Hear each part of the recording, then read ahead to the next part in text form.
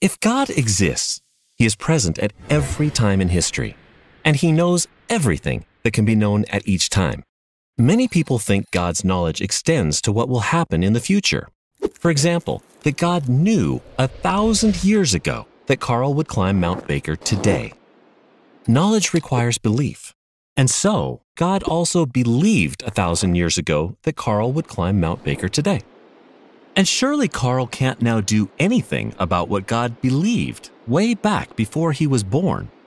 Carl also can't do anything about the fact that God is never, in fact, can't be wrong in what he believes.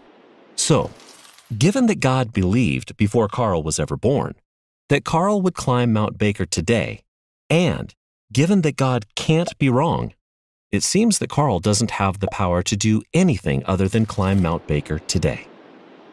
Genuine freedom, though, would require that Carl possess both the ability to climb and also the ability to refrain from climbing.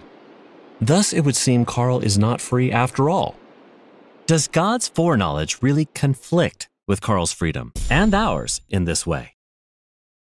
Some think the best way to handle this threat to freedom is to hold that future claims aren't true yet and so can't be known in advance, or that God refrains from foreknowing to make room for freedom, or even that God is outside of time altogether.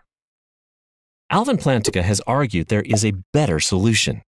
Of course, Carl can't change the past, and maybe that's why it seems like God's past beliefs are outside of his control. But not so fast. What would control over God's past beliefs really require? Perhaps just this, that Carl has an ability to do something other than climb, say, to go swimming instead, an ability he won't use, and that God knew in advance he wouldn't use. Yes, but if Carl has an ability, he could have used it.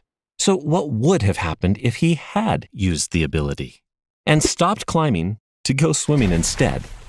Well, in that case, God would always have had a different belief. If Carl had refrained from climbing and gone swimming, then 1,000 years ago, God would not have had the belief that Carl would climb today, but would instead have had the belief that he would go swimming today. And, as Plantinga has argued, this removes the threat that God's foreknowledge seems to pose for our free will, without denying that God always knows what we will do in advance.